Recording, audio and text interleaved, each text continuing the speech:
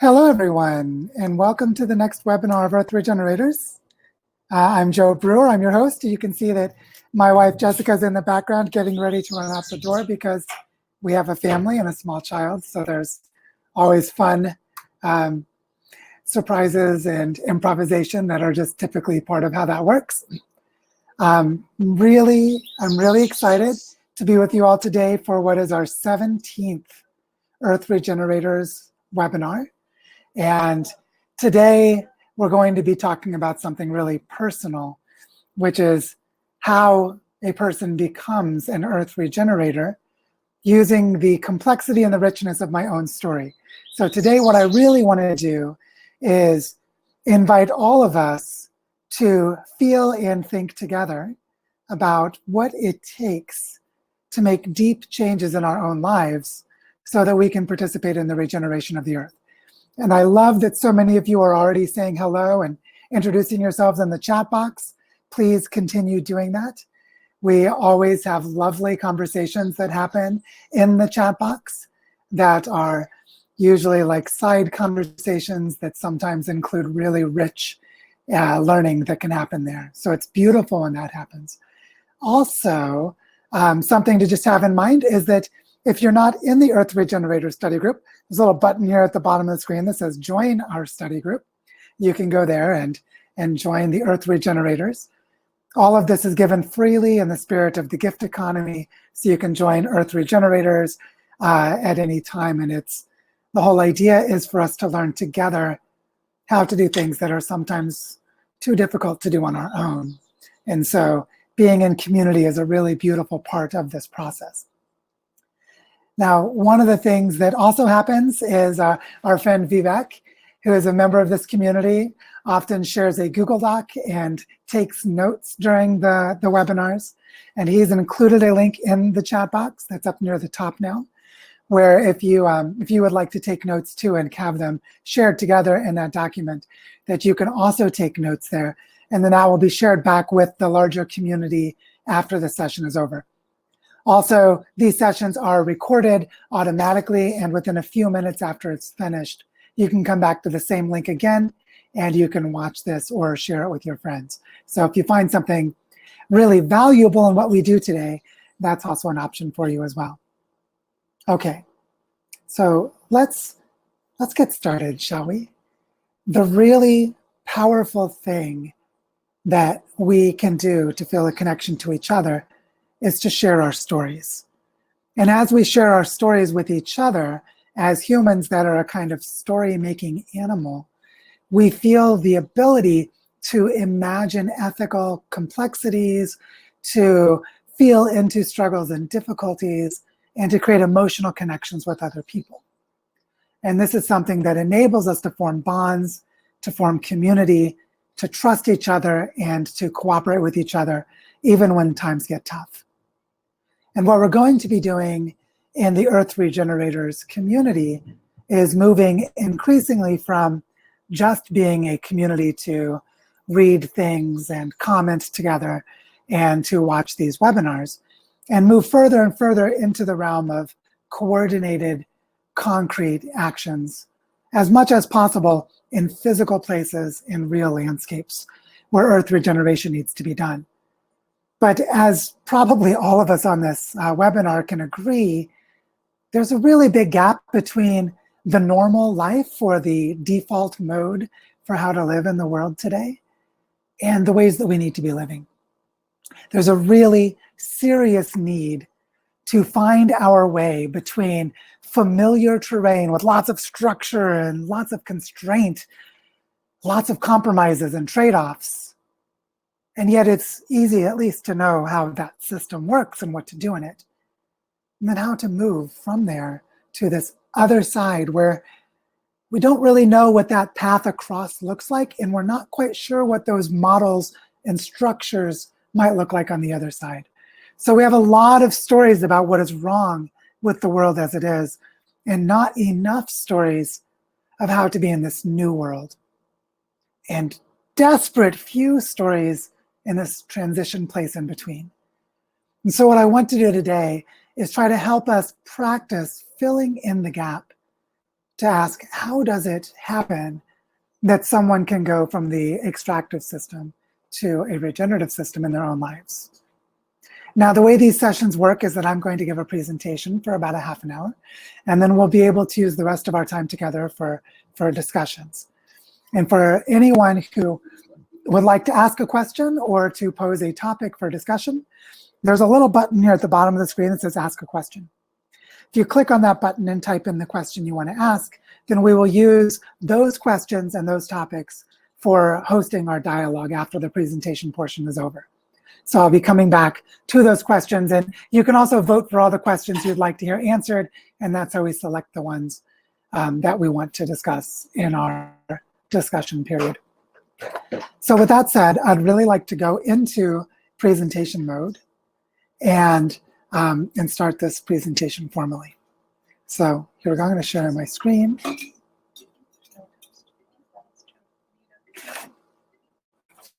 And here we are, our presentation for today.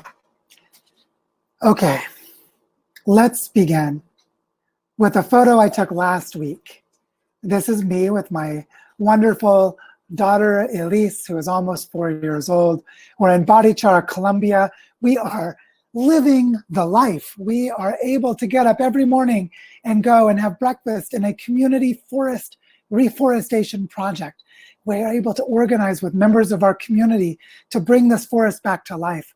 This afternoon, while I'm giving this webinar, my wife Jessica will be attending a 3-hour workshop in our town about how to use medicinal plants that grow here to turn them into tinctures, into creams, to eye washes, into teas, and various things, because we have so many people here that are learning how to live regeneratively. So this is something really beautiful. You can see in this picture that while Elise is not so sure she wants her picture taken, I'm looking really happy and confident and just joyful to get to be with my daughter in this beautiful place, living such a meaningful life. But how, oh how, did we get here? Well, let's step back for a moment.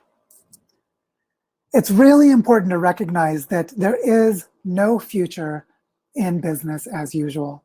There are a lot of people who feel like it's more comfortable to stay in the familiar and that it's more dangerous to leave the familiar and go into the unknown. But this is a perspective, while completely understandable psychologically and even sociologically, and how it feels normal when everyone else around most of us is living that way. It's actually very dangerous in the wrong direction.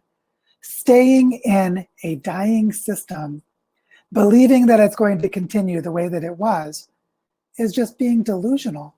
It's living out of touch with reality, and so it's very difficult to know where the real risks are and where the real opportunities are. So it's important to remember that the extractive global system is dying, and it's taking a lot of things down with it, as we can see with the wildfires in the western part of North America in the last month, in Australia last year, with the massive rate of extinction for non-human species all over the world, with the rapid loss of languages and indigenous cultures that has happened over the last 100 years. Many sacred, wonderful things have already been destroyed, and this system is going down. No one needs to take it down. It's going down on its own. So the question isn't, how do I continue living in the old system? It's this very important different question. How do we live now, in the present, today, in a way that moves us toward a future that has a future? How do we live now in a way that creates a regenerated earth? To do this, we have to somehow make the transition from the extractive world to a regenerative world. And that's what I want to share with you today, is the long and winding road that I had to take because I didn't have the social supports that our Earth Regenerators community and many other communities around the world are trying to create right now. So with that in mind, let's keep in mind this. The way that we get from here to there is not a linear single step. I'm in the old world, now I'm in the new one. No. It's much more complex than that. We live in a place where we have many compromises, paradoxes, and disappointments, where we stay in these places out of necessity, and then we take little jumps to a possible difference. And sometimes it doesn't work, and we go back to the old way. And we try again, having learned in a better situation, a better position, but we still fall back to it again. And this can happen over and over and over again until we eventually build up our ability to live in a different reality. And this can take days, months, years, decades. And in terms of intergenerational issues, it can take multiple lifetimes. So for example, to end racial or gender injustice is taking multiple generations. So these are processes that happen on very long timescales, and they're not expected to just happen simply or quickly. What I want to use to help us shape this discussion today is the very powerful framework of the hero's journey, articulated through the multicultural research of Joseph Campbell. I really like this visualization because it shows how, even though it's a circular path in the way that it's drawn, that it's actually a three-dimensional, maybe even a four-dimensional pattern, because as we go through this journey, we find ourselves entering and leaving different worlds with different kinds of light shining through, moments of darkness in between. And we may end up right back where we started. What's important about this 12-step sequence of going through the hero's journey, as it's been articulated by Joseph Campbell, is, first of all, this is something that he found to be universal in all human cultures. Every culture has its own versions of this structure. This is not a narrative structure, it is a meta-narrative structure, a way of structuring narratives. And in every culture on Earth, there are narratives that follow this pattern. Now, what's really interesting is if you start going around the circle, starting with the status quo up at 12 o'clock, is that you're in the ordinary world, as fully in it as you can be. And as you start to slowly move toward the special world, the world of magic, the world of transformation, the world of something better, is that you feel this call to something better, and you may not be able to get there because you're still in the ordinary world. So something outside of that world has to engage you, to start to pull you. This is called supernatural aid in the language of the hero's journey. Supernatural doesn't mean that it's otherworldly in the sense of spiritual, although in some cultures that's the case. It means that it's otherworldly relative to the ordinary world. But notice when you go between steps 2 and 3, crossing the threshold, that something causes you to jump from the ordinary world to the special world, then quickly pushing you into a road of trials, of struggles and challenges, which helps you to prepare yourself in the approach, step 5, to eventually confronting an ordeal. And when you confront this ordeal, you are as far from the ordinary world as you can be. If you succeed at facing this ordeal, whatever it may be, you're given some kind of a reward, some kind of a gift, some kind of magic elixir that allows you, through the magic flight, to come back and return, to come back to the ordinary world as a changed person. Then enters the resurrection, where you are brought back into living in this ordinary world, but you're no longer who you were, because you carry the reward, you carry the magic, you carry the elixir. And this allows you to resolve the problems that you found in the status quo world. And if you've done this successfully, you have blended the special and ordinary world into a new status quo. This pattern of transformation through a life experience is what I want to share with you now. I want to share with you my hero's journey. And here I am. This is little Joe when I was 5 years old. You might notice that I'm not smiling even though I'm sitting on Santa's lap. Most kids are really happy, really excited to tell someone what gifts they want to receive. But for me, I was a sensitive and troubled soul. Even at this young age, I was bothered by how the kids treated each other, how the adults treated the animals, how the adults treated the children. I was already being bullied and picked on. I already felt like I didn't belong in the ordinary world, and I didn't like the status quo. So here was a child who, even though I'm standing, if you saw the rest of this photo, I'm standing with my 2 brothers and my little sister, and yet I feel so alone. I feel alone because I don't relate to the world the way that others around me relate to the world. What they're able to accept as normal, even at this young age, was painful isolation for me, as I didn't know how to relate to a world that didn't love me and a world to which I did not feel that I belonged. So my journey to a regenerative life started very young. And somehow I became this crazy fool carrying a pickaxe to go out into the rain and dig water retention systems to regenerate a forest. How is it that this little kid right here, so unsure, so doubtful, so alone, could eventually find a confidence, the inner peace, the resolve, the goofiness, the ability to be transformed? Well, the time difference between these 2 pictures is almost 40 years. This was not a quick journey. This was a long, difficult journey with many ordeals. For example, June 1st, 2018, a little bit more than 2 years ago, I wrote this essay. Now, if you read the words below the title, you'll see that when I say why I no longer attempt to build a rigorous science of social change is the end of 18 years of life's work. For almost 2 decades, I tried and failed to achieve my life goal. My life goal at that time was to develop a capacity for large-scale social change, to transform the dominant system, collaborating with many different kinds of people, so that that dominant system could be turned into the system that we would need. And I failed. I failed miserably. It did not work.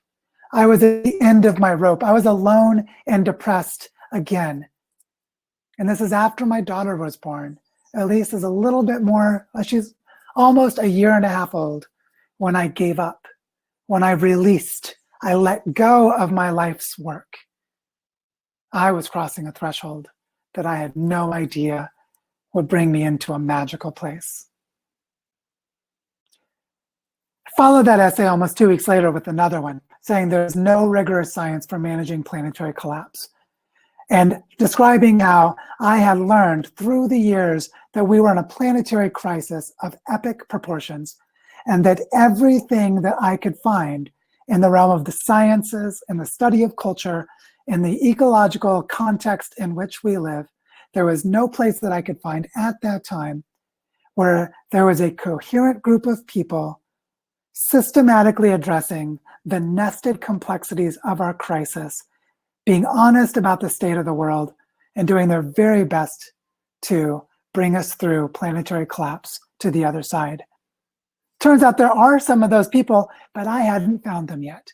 I had to enter the magical world, the supernatural realm, the second world, leaving the ordinary world behind. I had to leave the extractive world completely to find this. But it required letting go of what I thought I could do in order to enter this space. I was being born again, and as all of you who are mothers will know, childbirth is painful, it's dangerous, and it's messy. And my rebirth was all of those things as well. So I started exploring managing planetary collapse as a topic. And in 2018 and 2019, I gave 5 workshops on managing planetary collapse. One of them in Eugene, Oregon, and the other 4 while living in Costa Rica after our family had moved off-grid to live in a tropical rainforest on a large-scale permaculture project. And while I was teaching about managing planetary collapse, I was learning about how to build the social supports around a group of people who recognize the dire situation we're in and earnestly want to transform their lives. In fact, they're already doing so. This led me into work with the Capital Institute and the Regenerative Communities Network, where I had this wonderful opportunity to research, observe, and connect between many communities that were trying to create economies that are regenerative at bioregional scales. From this and a large amount of work that came before, I was able to start writing a book last December called The Design Pathway for Regenerating Earth. And that book became the scaffolding for the Earth Regenerators platform to emerge, because we started as a study group for reading the manuscript of that book. During this time, my family was making deep changes, learning how to live in very different cultures, learning different languages, raising our daughter, and moving further and further from extraction and closer to regeneration. But let's remember, I didn't always know how to do this. Most of my life, here I am in the center again, kind of in the background. It's my brother John on the left, my dad that's just there to my left, but on the right in the photo. And you can see part of my older brother Jason's picture here. I have a younger sister named Sarah, but she's not in this photograph. What you might notice is behind me is a line of rifles, because my dad had a pawn shop and his main way of earning money was to sell firearms. So I come from a family that includes arms dealers. I was never an arms dealer, but at the time this photo was taken, I was just about to leave high school and go to college. The first in my family to go to college.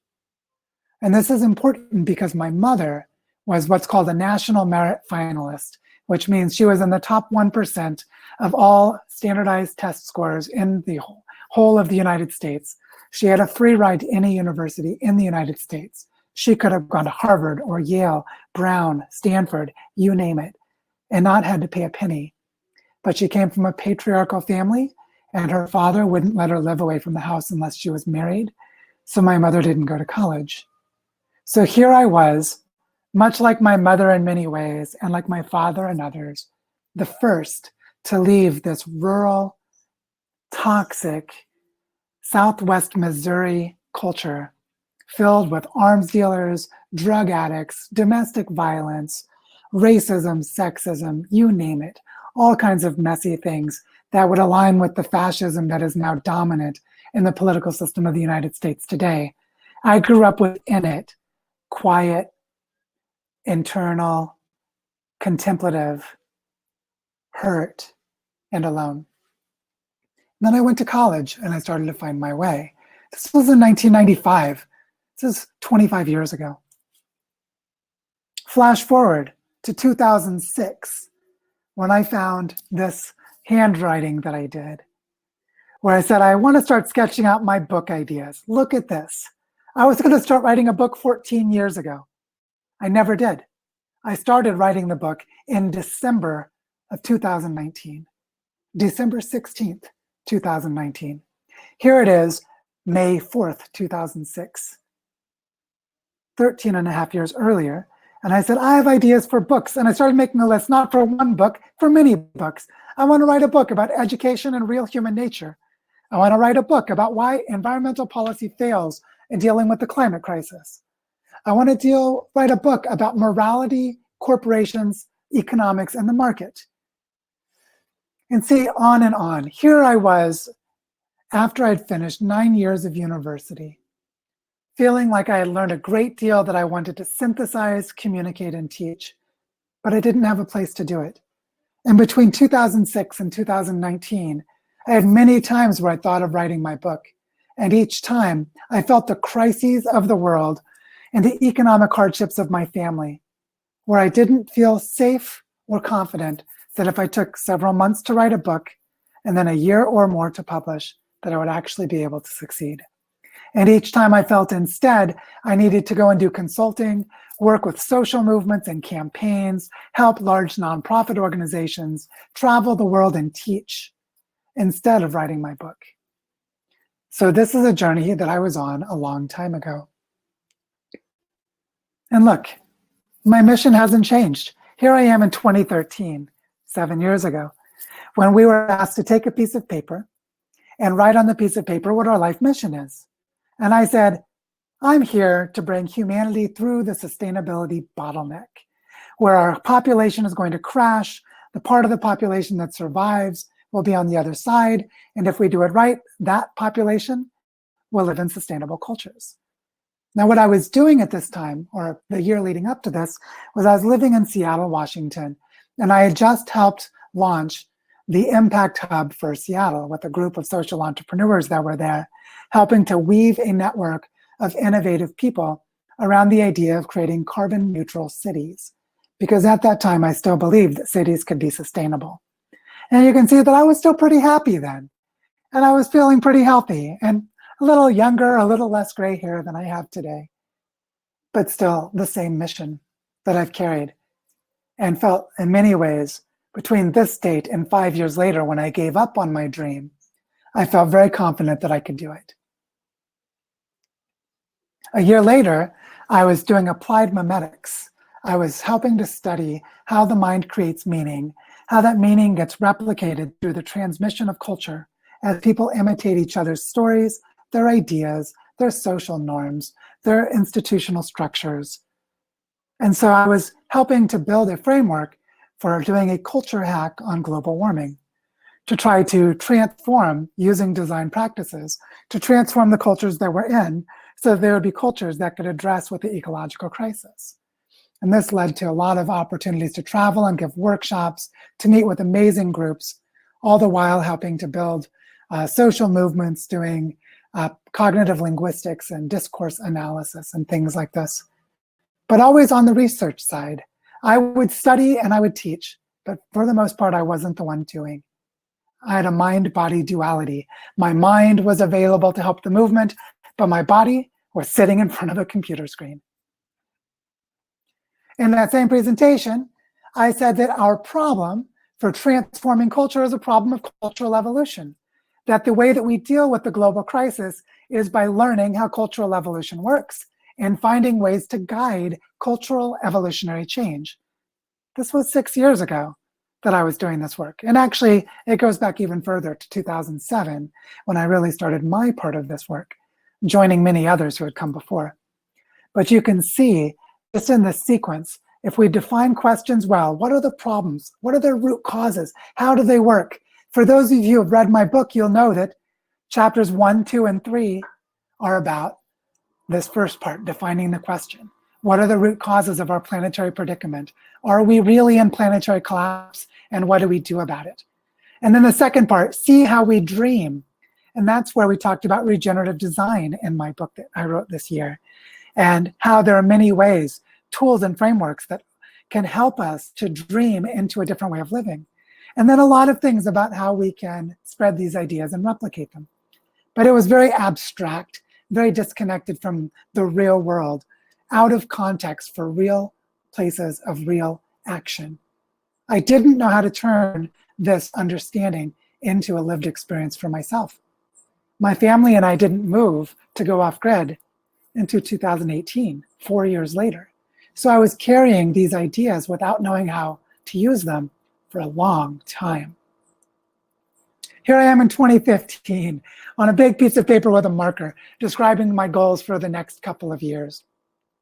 And I'm saying that I want to keep within the planetary boundaries. Remember, the planetary boundaries is a framework for understanding planetary health. I want to help end global poverty, which means really ending the systems of colonialism, globalization, capitalism, and wealth extraction. And I want to help build field sites for resilient communities while birthing a science of intentional social change. So you can see that this is centered around a lot of what we do now, and that we want to do this by guiding open collaboration in society for the study of cultural evolution. Those of you in the Earth Regenerators community, and especially those in the Community Regenerators cohort, will recognize that we are learning how to collaborate openly in a distributed manner to help guide cultural evolution at various scales. And that we want to lay the groundwork for a globally focused research center for culture design, which I now call the Design Institute for Regenerating Earth. So these ideas aren't new. These ideas have been around for a long time. But still, in 2015, I'm saying, I'm going to go do this. Here I am 5 years later, finally doing it. So it took a long time to get from there to here. All the while, I was surrounded by grief and trauma and a deep connection to the earth while feeling the pain of the earth. Here I am in 2013 on a bike tour that my wife Jessica and I took in the Canadian Rockies. So this is in Canada in the Rockies. And I sat, what I'm looking at across the way is the remains of a glacier that is about the size of a house that used to be the size of a mountain. I sat there grieving the death of a glacier, saying I'm sorry, saying I love you, saying I know your time has come. I knew the Holocene had come to an end. I knew that the 10,000 years of stable, warm climate that enabled humans to have agriculture and complex societies had come to an end. And I also knew that many mountain ranges that have had glaciers for millions of years will have them no more because of climate change. And this was 7 years ago. I've been carrying this knowledge and this pain throughout all of my life, with increasing clarity and increasing depth, but somehow finding the way to continue. Here are 2 touch points to show my struggle.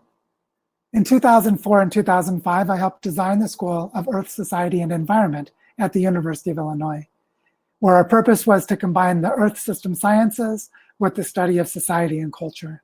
So in 2004 and 2005, I was in an atmospheric science department in graduate school, trying to find a way to study what I wanted to study.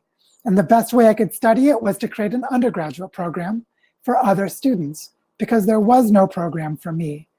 And this was a common theme in my life, that I was going into territory where there were not institutions or social supports to help me along my way. Later, in 2011, I wrote this proposal and made a video called Human Interface Design for Global Change, which is when I was applying to a graduate program at Stanford University in Earth, Society, and Environment, which had actually been an inspiration for this undergraduate program that I had helped design half a decade earlier. I found over and over again for the span of about 15 years that I kept thinking, maybe I should go back and get my PhD. Maybe because of the kind of nerd that I am, the kind of researcher that I am, the kind of scholar that I am, maybe I should be in the university. But each time there were 2 problems. One problem was there was no academic program for me, and I looked around far and wide. And the other was that the multiple years it would take me to get my PhD were multiple years that I was not going to sacrifice in a time of exponential planetary change. So there was no design school for regenerating Earth. In 2011, I was proposing to do my PhD to figure out how to create one.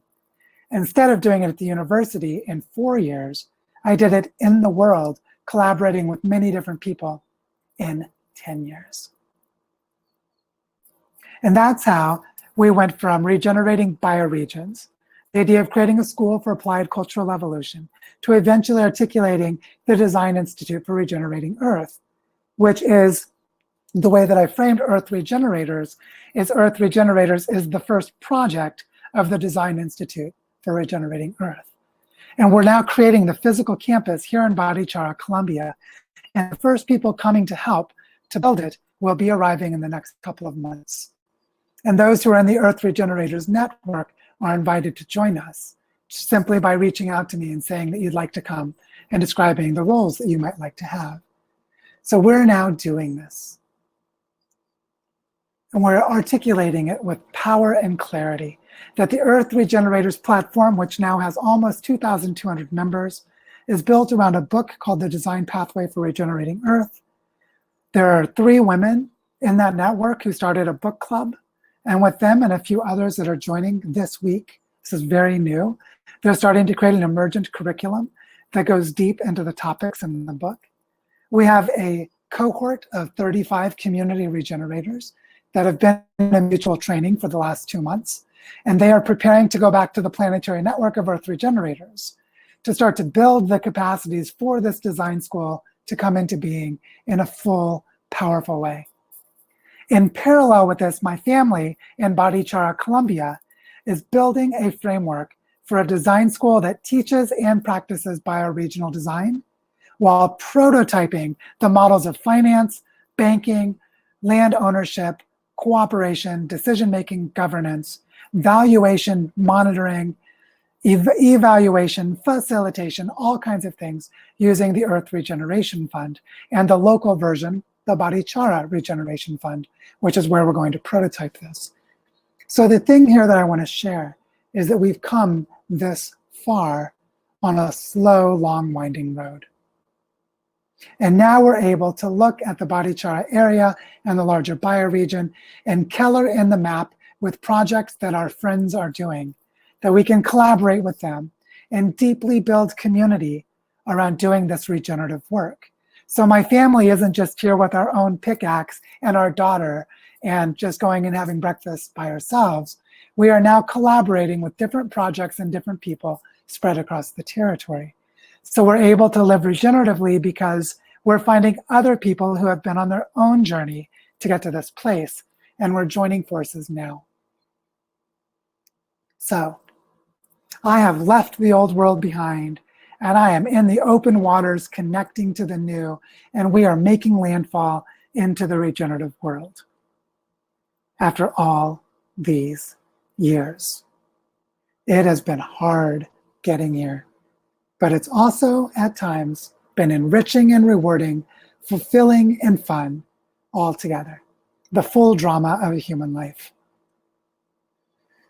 So we have the hero's journey in my own life, and I imagine it parallels the experiences of many of you, for us to come into a place of harmony as the embodiment, the conscience, the action, and the care of the planet Earth herself.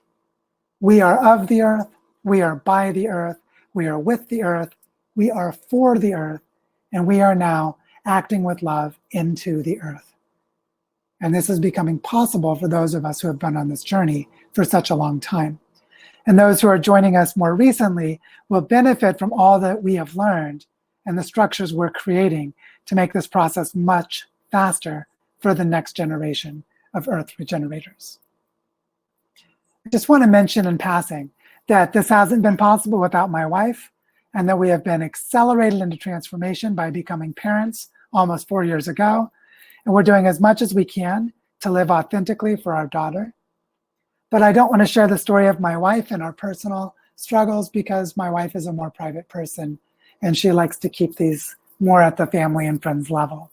But I just want you to know that I've chosen not to tell that part of the story out of respect for Jessica's privacy. But there is a deeply interwoven nature to having life partner whose life is aligned with these values and mission, and that she has been leading me as much as I've been leading her. And we have come on this long path together for 17 of those years. And we couldn't have done it on our own, the way that we live our lives. So it is possible to be a child lost in a world that doesn't love you, to which you do not belong, and to find your way, even if it takes decades, like it did in my case, to live regeneratively in service to the Earth. So with that said, what can we together learn from my journey? How does my journey map onto and resonate with yours? How is it different? What can we see that is needed that my life didn't have, but that we don't have the time for others' lives to take this long? And how do we build these social supports together? That is the conversation that I'd like to have with all of you now. And so with that said, I'm going to end screen sharing. And I would love to start a discussion with all of you. So just want to say, first of all, that I'm not telling my story because I think that I'm really important and it's like this need to have my ego satisfied because I'm insecure. It's because it's so easy to see a moment in someone's life and to misunderstand it. It would be easy to say, wow, Joe must be great at this because look at all he's accomplished. Really, I haven't accomplished very much. I'd say probably the most important thing I've done is I've managed to resurrect myself through multiple social deaths. And each time when I was in the painful, dark places, I would remember what I love, what I care about, and how to come back to it. And so one of the things that's been a really strong recurring theme in this story is the lack of institutional supports and the need for those institutional supports to be created. So a major focus of these webinars, of the study group, of the idea to create physical design schools where people can come together is to create those social supports for each other so that we don't have to stumble along for decades like I did. We just don't have time for that. So with that said, I see the first question has come in. I would love to have other questions and comments, topics you'd like to discuss, put them into the Ask a Question box, and we'll start to talk about them. And I see that the first question has come in from Gail, where she says, I love this Joseph Campbell image. If this takes 45 years, how can we pull people out of the magical world? Much treading water through ordeal after ordeal without actual maturity. So Gail, I'm going to invite you onto the screen, and we'll hope the technology works. And then we can discuss this. So how can we welcome people back to the real world much sooner? And can we imagine a group ceremony where stories can be told through our multiple social deaths? Because the earth may depend on us growing up with more success. So this is Gail's question. And Gail, I hope that the technology allows this to work for us. So I'm waiting to see if we're able to arrive. Sometimes we have difficulties with Crowdcast where people's computers don't communicate well with the software. It's like, Gail, you're here. Hi, great to see you. Hi. The thing that really struck me about your question comment, and I'd love to hear your thoughts on it, it's sort of two parts. One is, what is the role of ceremony and ritual, which I think is really big. And the other is, how can we as individual humans or as groups of humans grow up to maturity more quickly so that we can behave as adults and elders for the world? I felt those were just like really important. And so, I mean, I'd love to hear your thoughts on any of this, but those were the two parts that really stood out to me as deserving a conversation. When I have taken women on a journey around to review the stages of our lives, what has stood out is the ability to story, to tell the story, have an audience. And when we are able to hear ourselves say what's in our body, locked in sometimes in trauma, locked in sometimes in, just the fear of exposure, we can stun ourselves, sometimes back to silence and sometimes to a great opening. So what I think we're looking for is a place where those stories can be harvested and told, kind of like we're doing in the book club. It's really amazing, this book club, the level of intimacy, because we haven't been afraid of telling the story of the day, for instance, the story of how we relate to a chapter, for instance. We have found a space where we can actually just talk. And in that talking, I think what we need to do, I'm going to try this next week, is that we need to put a little sacred container around the ordeals that we have gone through, so that we can put them behind us. Because that's what you did when you got to Planetary and you found people who recognized you, is that you were able to put your ordeal behind you, and that the fact that you are shining is evident in every photo. and I love the pickaxe one, where you just got in from the rain, So I think that the two aspects of seeing where we are on our maturity timeline realistically. This is why we need more elders to help us see.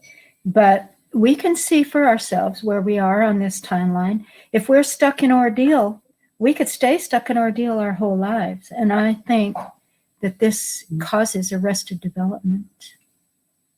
Yeah, that's a really nice connection between the hero's journey as, in this case, almost like a therapeutic tool, and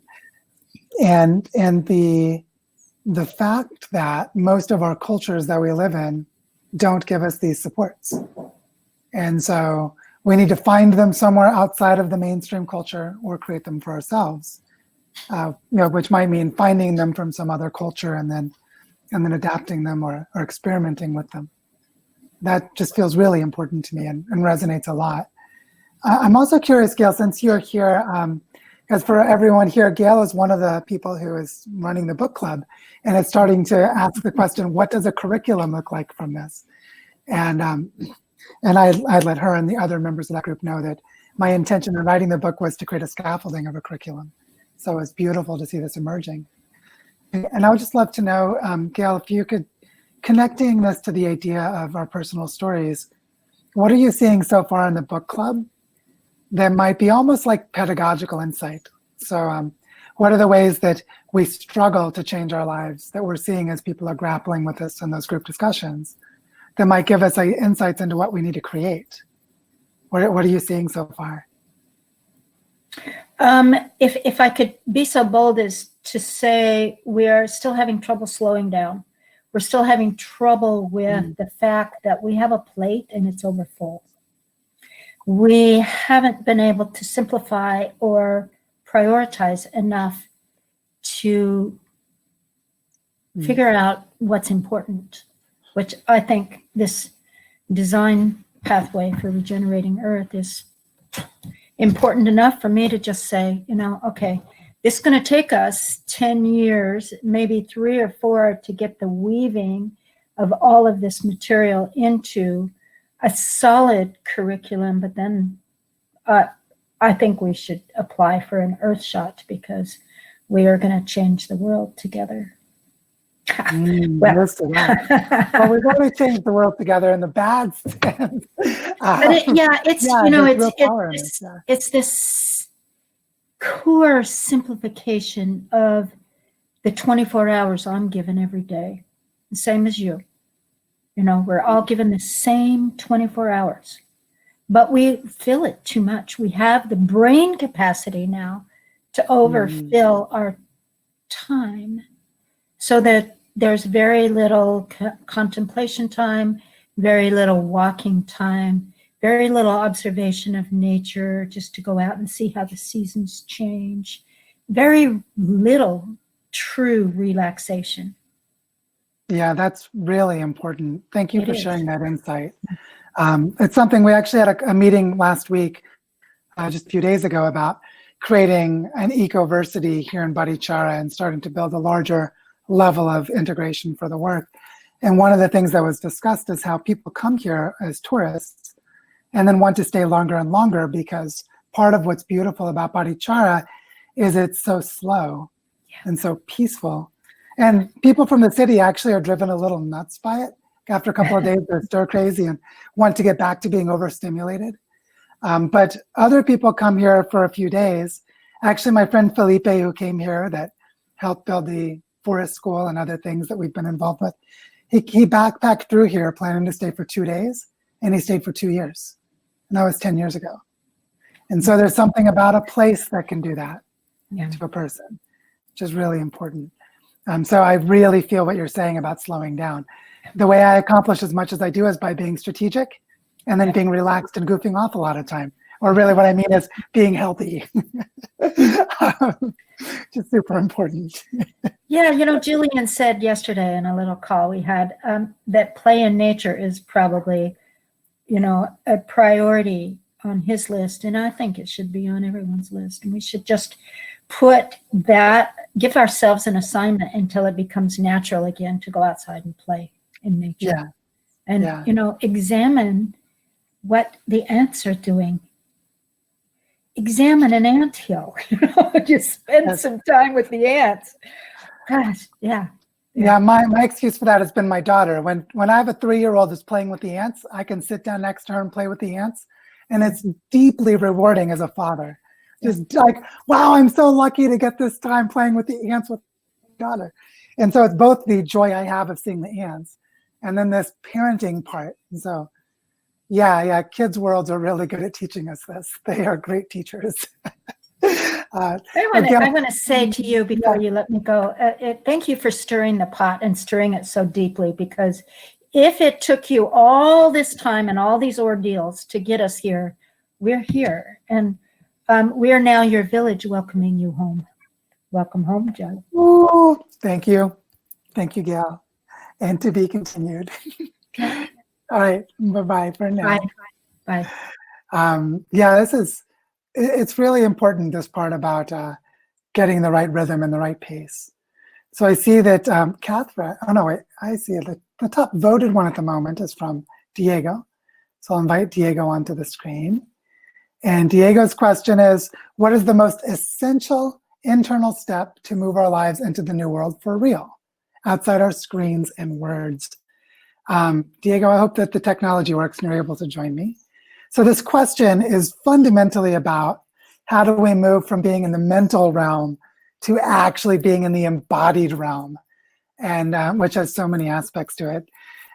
Diego, it's lovely to see you. I see you a lot these days, and I know you and I are actively grappling with this. For those who don't know, Diego and I are co-leading the facilitation for the Community Regenerators group, which is really mutual learning among a bunch of people. So we're finding we're spending too much time online, and this is an active, very practical and timely question.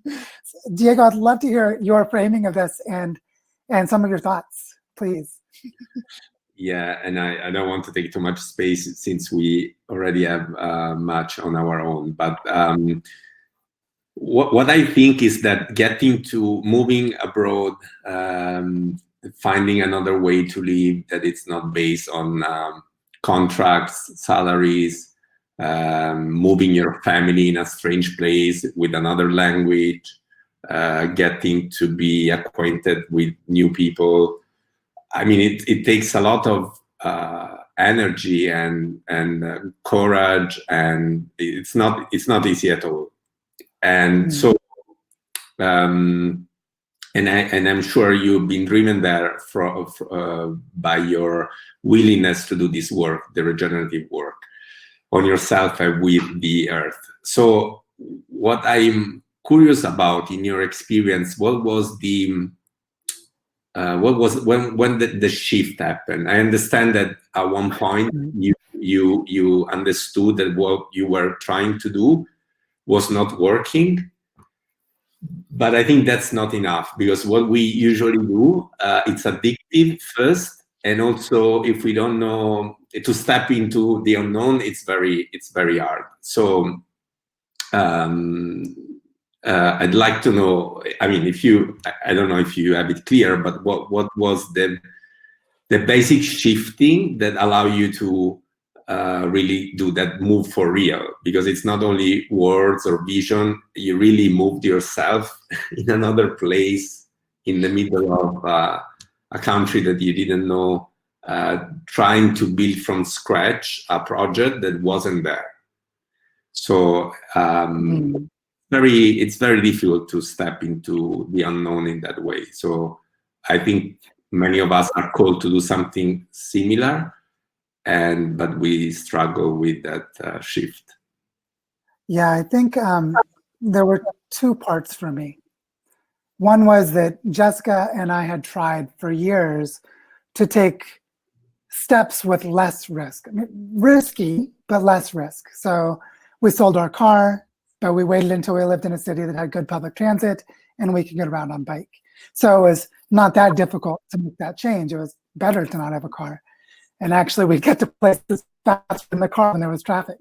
And so, so a number of the things we did were fairly big, but also fairly low risk. And so I would say it was like a ratchet. We were continually moving in a good direction, but not taking big risks. The biggest moment for us was when our daughter was when we decided we actually wanted to have a child. It wasn't when she was born, because it was intentional. We had talked for about 10 years about how we eventually wanted to have a child, maybe two, maybe have one and adopt the second. And, human population was an issue for us, but that wasn't going to stop us from having a child, just we weren't going to have four. So we had this clarity around what we wanted. But at the same time, we always hesitated because we didn't want to be selfish. We didn't want to have more ecological footprint and impact from having a child. And so we also didn't want to bring a child into the world that we thought was going to be terrible in the future. And so for a long time, we hesitated, each in different moments between Jessica and I.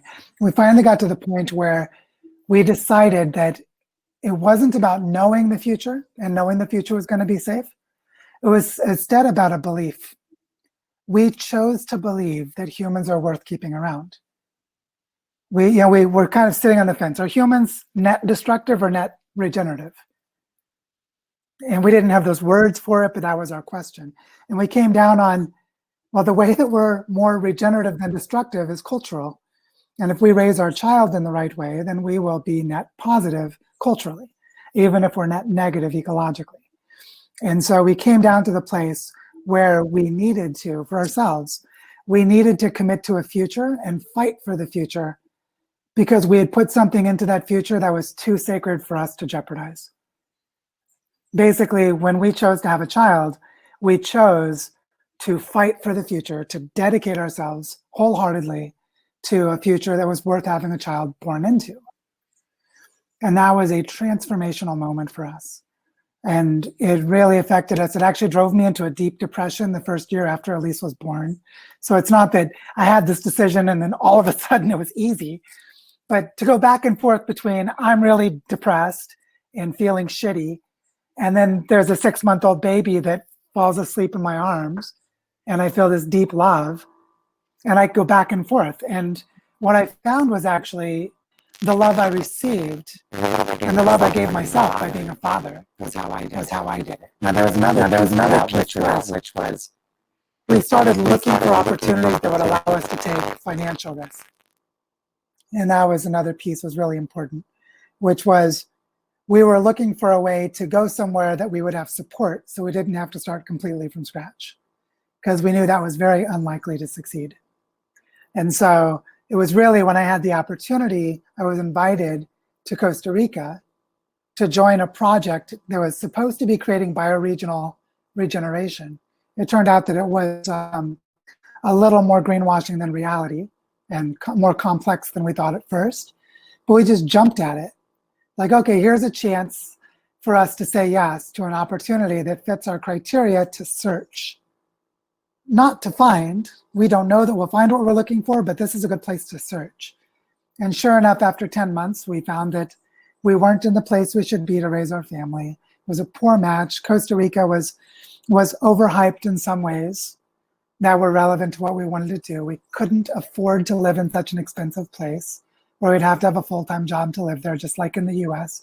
There were a number of compromises like this that we didn't know till we got there. But we learned so much and we were so confident from our learning that we were able to take the next big step, which is what brought us to Bodhicitta.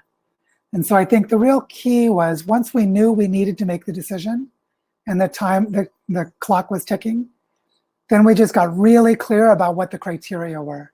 What are our intentions? How do we know those intentions are being met? And then what are the realistic steps based on what's offered to us? And each time we saw the world opening up to a possibility, we just didn't hesitate. And so for Bodhicitta, it was that I met this guy Felipe and then his wife Alejandra through a Zoom call. And they were raising their children the way we want to raise our child. They're working in a community food forest. We could join that project. We could join educational experiences in nature for our child. There were a number of things we needed as parents that were here. So we arrived into a sort of a cultivated environment. And so part of the ability to make this choice was to get clear on our intentions. I think that's the inner piece. Doing the meditation work and the reflection work to find what those intentions are. And then doing the analytic work to see what the criteria are. And then look at those criteria and try to find where you can be supported. And supported doesn't mean fully supported, but at least enough to manage the risk. And then to not hesitate once you see it. And that was the way that we made these decisions, which we've been practicing making decisions like this for a long time. So my advice would be to follow that path of inner search for intention and clarity, analytic or rigorous criteria of how do you know you're actually going toward it. Look for those opportunities and then don't hesitate when they appear. And then go from there. Thank you, Joe. Yeah, thank you very much for sharing this. I feel that there is love in the deep love in that path, and yeah, progressive decisions, and also taking opportunities, as you said, as potential. Yeah, and also to have an external timeline. I have two external timelines: the state of the planet and where it's going, and my child's development. So it's like, well, when my daughter's 5, we better have a school for her. She's 3 now. We've got 2 years. We better practice. We better look now. We can't wait to look till then, or it'll be too late. And so these sort of external to the decision, there are time pressures. And I actually find those really helpful. For us, those weren't limiting or frustrating, they were helpful. Because they gave us urgency to make decisions. Otherwise, we could have questioned longer. But you know, the progression of time, especially for a child's life, like in 2030, our daughter will be 13. She's entering adolescence. In 2030, the projections are really shitty things are happening on the planet. And so how do we be in a place that our 13-year-old can survive and thrive and be net positive to what's needed for what's happening at that point in the world? So these two timelines outside of our decisions, really important for shaping how we make our decisions. I think that's another important piece. So thank you, Diego. To be continued when we talk again in an hour for another call. Thank you, Diego. Yeah, this question of what do we do in our internal resolves is really an important one. So I'm very glad for that question to come up. I see we only have one more question posed here. So if there are other questions or topics you'd like to discuss, drop them in the Ask a Question box. And in the meantime, Catherine, I'll invite you onto the screen, and hopefully the technology will work well. And Catherine's question is, could we define pragmatic regenerative wisdom to share with one another as what works best where, when, how, for whom, under what conditions, and in which combinations? So basically, it's like creating a clarity around the criteria for making practical decisions that are filled with wisdom. I love this question, Catherine. I think it's wonderful. And I'm hoping that the technology will allow you to join. Sometimes there's a little time delay. And while I'm waiting for you to hopefully join, I'll say what I think is important is to have multiple perspectives, because there are aspects of my life journey that are probably common to other people, but there are aspects that are really unique to me. I'm white, male, of European descent in the United States. Those are privileged places. Oh, I'm not sure what's going on, Catherine. Maybe try refreshing your browser or refresh the screen and see if that works. Sometimes that's all that needs to happen. So try that, and then we'll see what happens. So you could say, just to finish this, well, hopefully the tech works, is that Joe Brewer has privilege of different kinds. But I also, to make the story well-rounded, I grew up in working class poverty, on a farm, with a family where my parents were divorced, and I was a single mother with 4 kids, in a place where there's a lot of alcoholism, a lot of teen pregnancy, a lot of suicide. So I was really in an environment that had a lot of social risk. And I could easily, despite the demographic categories of privilege, I was in sociographic or social demographic patterns of the opposite of privilege, of detriment or impoverishment. And somehow I still came through. And I think that each of us can relate to elements of privilege and different for each of us in our unique life pathways. But that really isolated Marcus, that's, oh my God. I spent 2 months looking for a book on Buddhism. I went to 6 towns, to 6 different city libraries before I found a book on Buddhism. So you can see there are these elements of not being simplistic and judgmental with ourselves. And I'm not even talking about, should you be judgmental about me as you're not me, you're looking at me. So how are we judgmental about another person.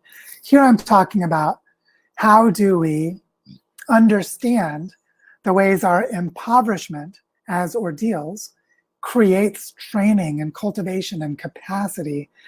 Our survival skills, our pragmatism is filled with wisdom for how we survive those things. And then how do we leverage our privilege so that it can get us to where we need to go to be of service? And the interesting thing about privilege is privilege has a negative side of hubris, entitlement, arrogance, condescension, which is, I have these things that are easier for me, so I'm going to pretend that I'm talented, I'm smarter, and I'm better, which is usually bullshit. Reality is that if we have the humility from our impoverishment and our struggles, then we know how to leverage the strengths of our opportunities, being compassionate and in service to others, which is how we find fulfillment in our lives, how we experience gratitude, how we find love, how we find purpose. So it's really interesting how these two categories can seem like I could pick one or the other. I could say, oh, woe is me, my life is crap, I have all these impoverishments. Or I could say, or someone else could say, well, yeah, sure, you had some struggles, but you're a white guy who came from European descent. You came from colonizer culture. You're just one of the privileged people. Both of those are partly true, but they're both partly false. And so it's really important for each of us. Yeah, sorry, Catherine, I'm not sure what's going on with this. With the technology, we've had problems with this sometimes in the past, but I hope at least you're able to follow what I'm describing here as a way of getting at pragmatism and wisdom. Now, the important thing is I have my own personal elements of impoverishment and elements of privilege. Each person does. So if we form groups, the way Gail was talking about, these small groups where we can be honest and have conversations, then we can find pragmatism and wisdom from each of our experiences by sharing with each other. And I think that's how we do this. I think that our best social support is honest communication. Honest communication with other people who see the world, at least in its fundamentals, they see it in the same way. So for example, the idea that we can avoid catastrophic climate change before 2030 is like bullshit. It already happened. It's happening now. It's too late. We can't have this imaginary view that everything's good because we're in a privileged place. But can we work through that and get beyond it to a better place on the other side? Absolutely we can, but it's on a different time frame with different interventions. And to get to that honesty and that authenticity, we need to have honest conversations with ourselves and with each other. When we have this place of honest conversations, we can support each other and trust each other. And then we can start to see how powerful. I'll share a quick story before we go to, well, actually, there are no other questions, are there? I don't think there are any more at the moment. So if anyone has questions, bring them in. But I want to tell a quick story while we're waiting to see if there are any questions. And that is that just yesterday, I was talking with someone who's been involved in the Bioparque, the community forest here in Barichara, a wonderful man named Rodrigo. And he and his wife have an alternative school that's nature-based education, doing really awesome things, planting lots of trees in the native forest. And he told me that when we were describing how we could bring regenerative design to transform a landscape, he said he was incredulous. He said he thought I had good intentions, but he didn't believe it was possible. This was 6 months ago. In the last 6 months, we've built 17 water retention systems in the Bioparque. And what he said to me yesterday was, I've walked the Bioparque and I've seen what's happened in a couple of months. And I was doubtful and suspicious before, but now I'm a believer. I've seen what's possible to achieve in just a couple of months. And so, because we're transforming the flow of water in the soils and accelerating the growth of the plants, while also stabilizing the soils by stopping erosion. All of those are feeding each other in a positive feedback loop of amplification. They're accelerating and making bigger the positive impacts. So if we understand how to do that, we really can do transformational things for entire landscapes within our lifetimes. And when I say in our lifetimes, I really mean timescales like 10 years, 15 years, 20 years. Transform a territory. I'm not just saying transform your backyard garden. Like I'm in a territory where we're looking at 500,000 hectares. That is like, what is that? That's it's 500 square miles. 500 square miles. And we're saying, can we regenerate that? Yeah, we can in 20 to 30 years. Is it mature forest in 20 to 30 years? No. But is it regenerated as a landscape? Yes, it is on a path to climax ecosystems, to complex self-maintaining forests. That can be done in 15 to 20 years. That's the time between now when our daughter is almost 4 and when she might start college. So between now and when our daughter might start college, we could regenerate 500,000 hectares. This is real. We can really do this, but we have to find each other and support each other and get enough people into this regenerative way of living to do it. So that is the story that I have and a little advice that I have to offer. And what I want to know is if there are any other questions or topics that anyone would like to ask. So ask a question suggests that it needs to be a question, but maybe there's something you want to share. If there's something you'd like to share and even to come on the video and just talk and present your views, that's also something you can put into the ask a question button. So by all means. So I see that Amber is here with a lovely topic. So Amber, I'll invite you onto the screen. And Amber is saying, I would love to see an unpacking of transitioning our heroism toward collective responses, which is to say, how does the hero become the mycelium and how do we become the mycelium? And what I think is really beautiful, and Amber, for some reason, it didn't let me invite you onto the screen. I'll try it one more time and hopefully you're here. What I want to say is I have a friend, Maya Zuckerman, who wrote a reframing of the hero's journey into the collective journey about 3 years ago or 4 years ago.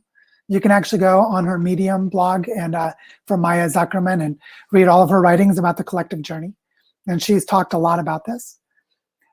I don't know why, Amber, something's going on. So sorry about the tech. I really wish Amber has such beautiful insights. I wish she could share her insights. So sorry to be the sole speaker here. It's technology that's doing it.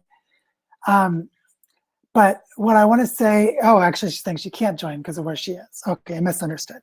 But what I want to say on Amber's behalf, because I know a little of Amber's thinking on this, is that part of how we do this is to see ourselves as that mycelium. So we can go on the hero's journey as an individual. This is, in my case, this is Joe doing what Joe needs to do in his life. But I'm part of a community. And this is something that indigenous cultures have, and those who have been colonized, like myself. I was born into a colonized culture. That's what it means to be toxically to be someone who is colonized, because my indigenous ancestors were destroyed a long time ago. So I'm a colonized person, to be a colonizer culturally, that I didn't have a tribe. I didn't have a community. So I was on the hero's journey without my community. But what Joseph Campbell found was that the hero's journey works within the culture, and the culture is about a group of people with a shared cultural history and a shared cultural context. So the way to be the hero's journey together is to remember that we're always in that community. And what's beautiful about all the great scientific research and ecology and planetary science, and what's in all of the great wisdom traditions of the world, is that we're one big living family. Our real family, our real community is the entire biosphere. It's literally true. And when we recognize this, then we're able to be in the hero's journey, to go from the ordinary world, to be drawn toward a different world, to crossing the threshold, to preparing ourselves for ordeals, facing our ordeals and being transformed and bringing what we learned back to the world.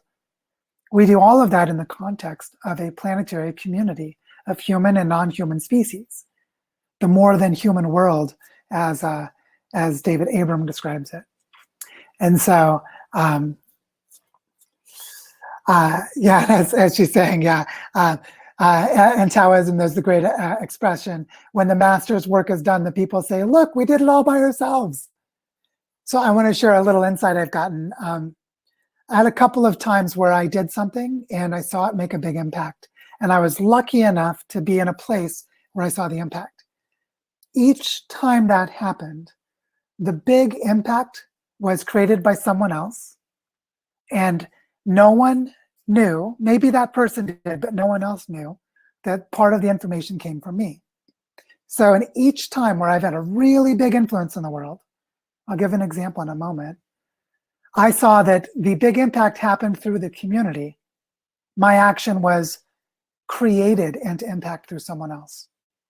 And so the example I'll give is there was a time when I was working with an organization called The Rules, and I was the framing strategist. So I wrote frame analysis, and I was part of a team that did this framing work together.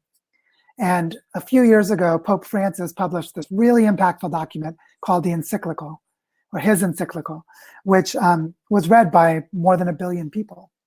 And our group started reading it, our group for The Rules, the team, reading it to see how is he framing this and is he doing a good job? And we're like, wow, this is good framing. I mean, it's like they're even getting the subtle strategy parts of the framing right. They're doing such a good job.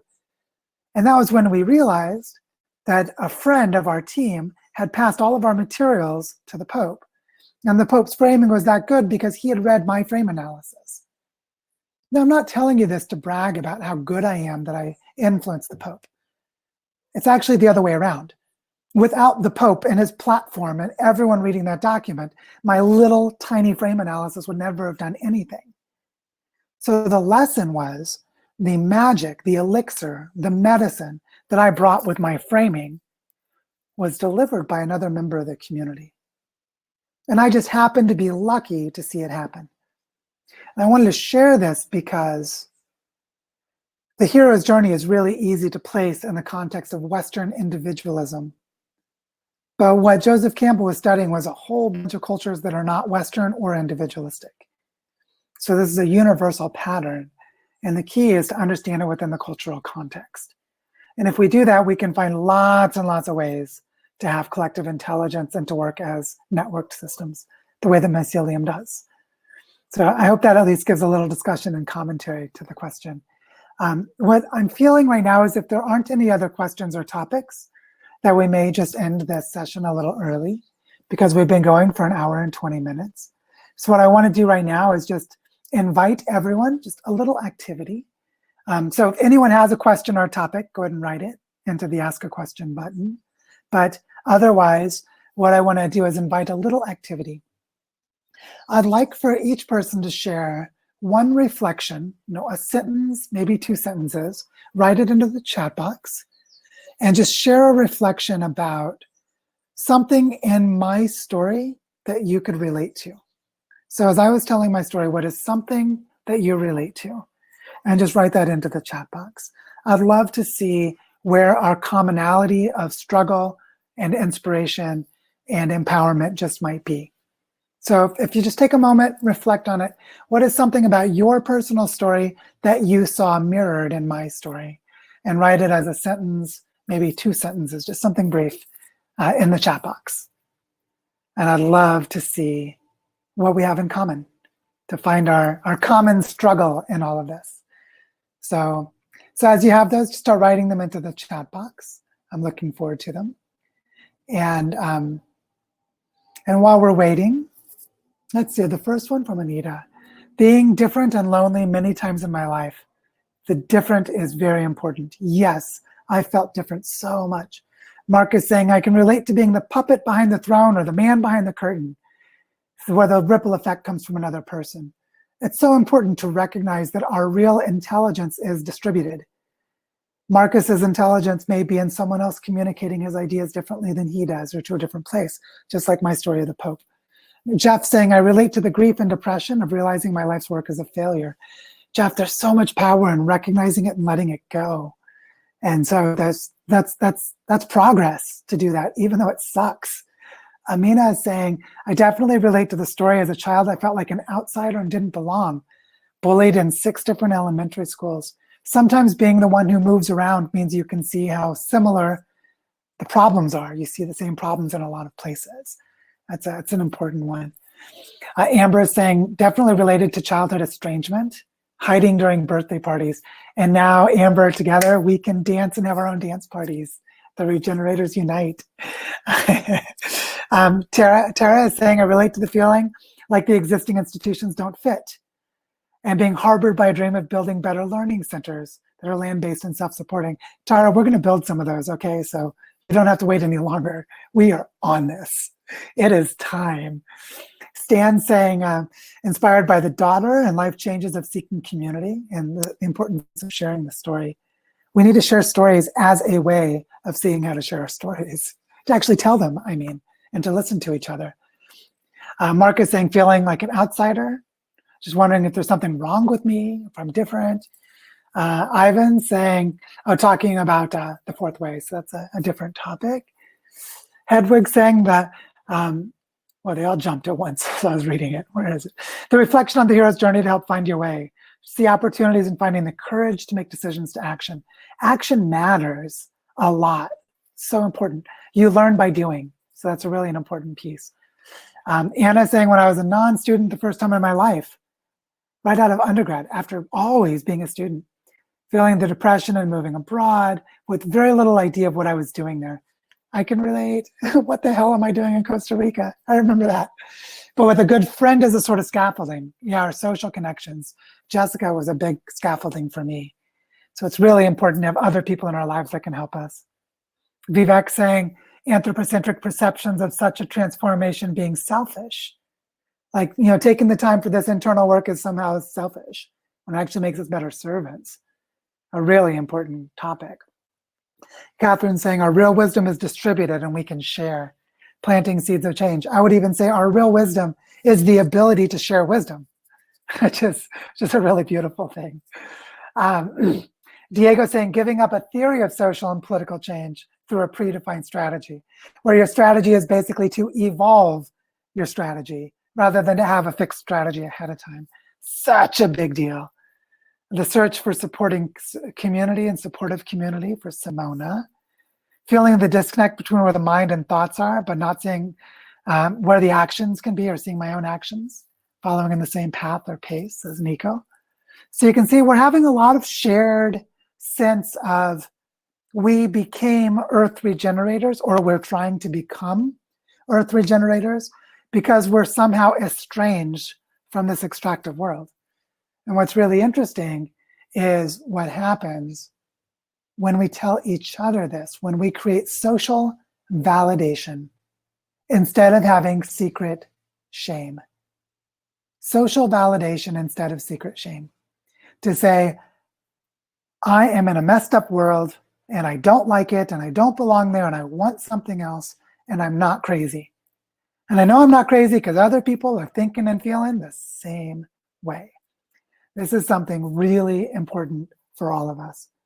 And so I'm hoping that today's webinar can help you to be emboldened to take action, can help you get clarity around action, but more deeply than that, to feel connected, to feel held, to feel validated, to feel supported, to feel loved as you prepare for your next actions. Because all of us in this Earth Regenerators community, we're in this together. And so with that said, I think maybe now is a good time to wrap up our session. And just to say, I feel really comforted and supported to share some of my personal journey with all of you. And I hope that in some way it's helpful to you. And with that said, I just want to say, I love you all. I'm grateful we're on this journey together. And also, we are building this Bodhichara University, this Ecoversity, and the design school here. And we're building various supports and teams and projects that will begin to emerge in the Earth Regenerators platform digitally to connect online. So I hope that you continue engaging with those activities and that we can co-create together, because there is a lot of regenerative work to do and a lot of very fulfilling livelihoods to have while doing it. So thank you all for your time today. And I'll finish with onward, fellow humans. Thank you all and have a beautiful rest of your weekend.